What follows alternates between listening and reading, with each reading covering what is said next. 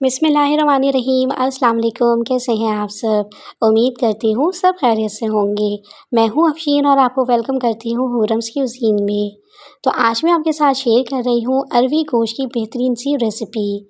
अगर आप भी अरवी बनाते हैं तो उसकी लेस नहीं जाती है और वो सालन में ही रह जाती है और खाने में भी मज़ा नहीं आता है। और दूसरा ये कि शोरबे में प्याज तैरते हुए नज़र आते हैं और सालन स्मूथ नहीं बनता। तो आज की इस वीडियो में आपकी ये दोनों प्रॉब्लम्स हल हो जाएंगी इंशाल्लाह। बिल्कुल देगी स्टाइल का बहुत ही इजी मेथड से मटन अरवी गोश्त आज हम बनाएंगे। नहायत लजीज मज़ेदार शोरबा बनकर तैयार होगा, तो इसलिए रेसिपी को एंड तक ज़रूर देखिएगा। वीडियो और रेसिपी अच्छी लगे तो लाइक और चैनल को भी ज़रूर सब्सक्राइब कर लीजिएगा। तो चलिए फिर शुरू करते हैं इसको बनाना। तो यहाँ पे मैंने अरवी ले ली है जो कि तकरीबन 500 ग्राम आधा किलो है। अरवी ना तो आप बहुत ज़्यादा बड़ी लीजिएगा और ना ही बहुत ज़्यादा छोटी लीजिएगा। बड़ी अरवी ज़्यादातर अंदर से ख़राब निकलती है और छोटी अरवी को खाने में इतना ज़्यादा मज़ा नहीं आता है। बिल्कुल फ्रेश मीडियम साइज़ की अरवी का हम इस्तेमाल करेंगे। तो सबसे पहले हम अरवी के छिलके को उतार लेते हैं। अच्छा, कुछ लोग इसे अरवी कहते हैं और कुछ लोग इसे अरबी कहते हैं। तो सारी अरवी के छिलके उतार कर मैं आपको दिखाती हूँ। ये देखें, तमाम अरवी के छिलके मैंने उतार दिए हैं। अरवी के अंदर बहुत ज़्यादा लेस होती है जिन्हें निकालना काफ़ी ज़रूरी होता है।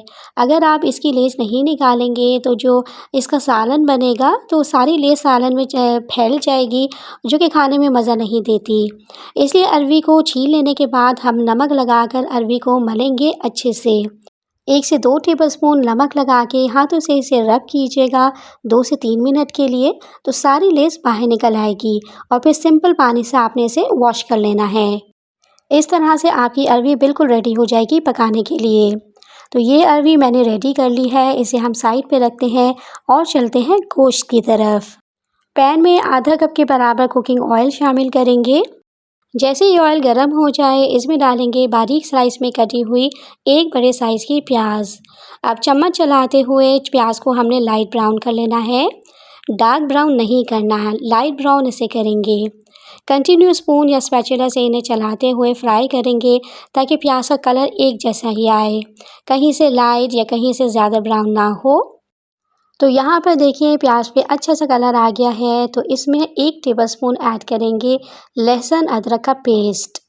1 से 2 मिनट लहसुन अदरक के पेस्ट को अच्छे से फ्राई कर लेंगे ताकि इसका कच्चापन ख़त्म हो जाए। इसके बाद हम इसमें मटन का गोश्त ऐड कर देंगे। आप सेम यही रेसिपी बीफ के गोश्त से या फिर चिकन के गोश्त से भी बना सकते हैं। अच्छा, ये गोश्त 700 ग्राम है, हड्डी बोनलेस दोनों जो हैं वो मिक्स हैं।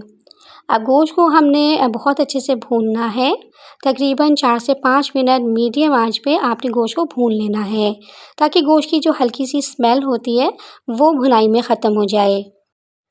ये देखिए 4 से 5 मिनट मैंने गोश्त को अच्छे से भून लिया है। जो गोश्त की हल्की सी स्मेल होती है वो बिल्कुल ख़त्म हो चुकी है। अब इसमें टमाटर का पेस्ट ऐड करेंगे। 2 मीडियम साइज़ टमाटरों का पेस्ट मैंने इसमें ऐड कर दिया है। इसी के साथ ही इसमें कुछ मसाले जाएंगे। हाफ़ टेबलस्पून इसमें नमक शामिल करेंगे। लाल मिर्च का पाउडर 1 टेबलस्पून ऐड करेंगे। नमक और मिर्ची आप अपने हिसाब से भी रख सकते हैं। 2 टेबलस्पून धनिया पाउडर डालेंगे। हल्दी पाउडर 1 टीस्पून शामिल करेंगे। इसके अलावा कश्मीरी लाल मिर्च पाउडर ऐड करेंगे 1 टीस्पून। ये तीखी नहीं होती है, सिर्फ कलर के लिए ऐड की है मैंने। आप चाहें तो इसे स्किप भी कर सकते हैं। अब इन तमाम मसालों को एक बार अच्छे से मिक्स करेंगे और इनकी भी भुनाई कर लेंगे ताकि जो मसाले हैं, गोश्त है, वो अच्छे से भुन जाए। 2 से 3 मिनट लगातार चम्मच चलाते हुए इन्हें भून लेंगे। अगर ज़रूरत पड़े तो भुनाई करते वक्त थोड़ा थोड़ा पानी भी आप इसमें शामिल करते जाएं ताकि मसाले जले नहीं। तो यहाँ पर हमारे मसाले भी अच्छे से भुन गए हैं। अब गोश्त को गलाने के लिए इसमें पानी ऐड करेंगे, तकरीबन 4 गिलास के बराबर। 1 लीटर मैंने इसमें पानी शामिल किया है। एक दफ़ा इसे अच्छे से मिक्स करेंगे।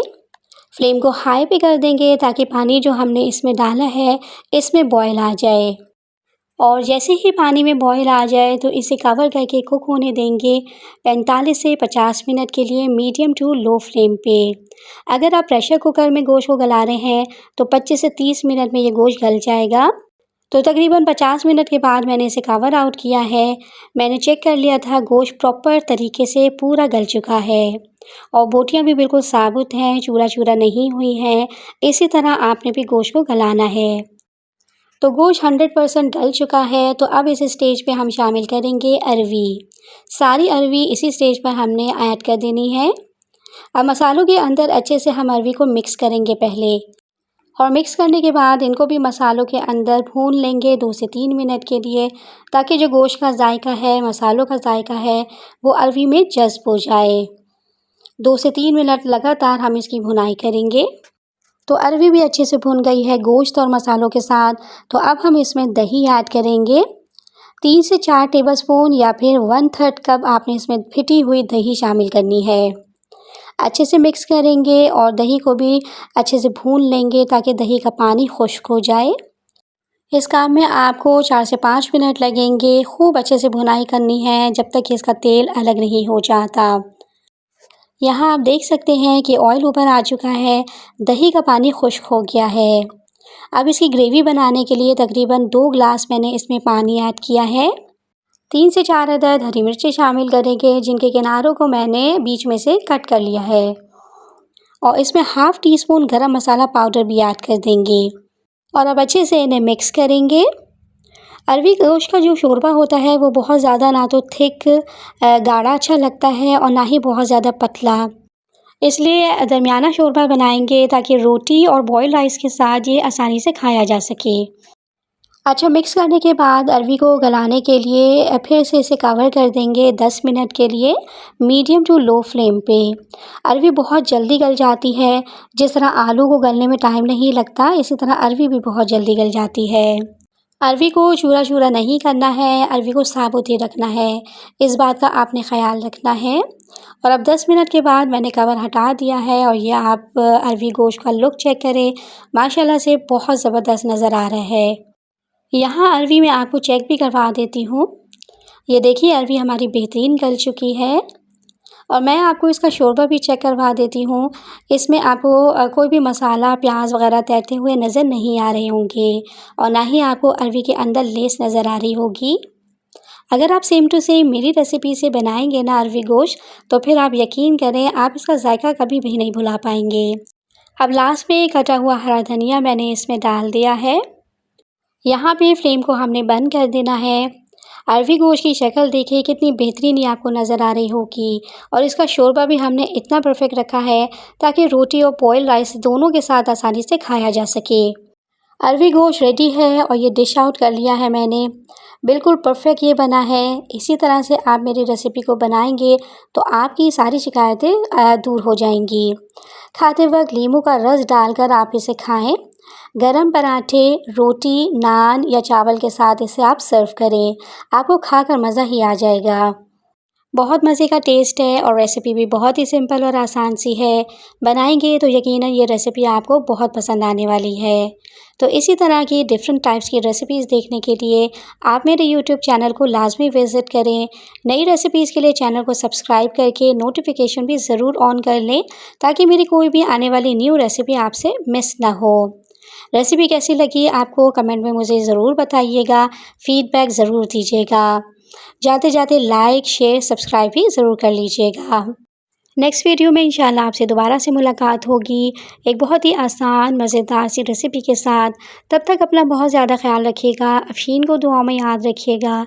अल्लाह हाफ़िज़।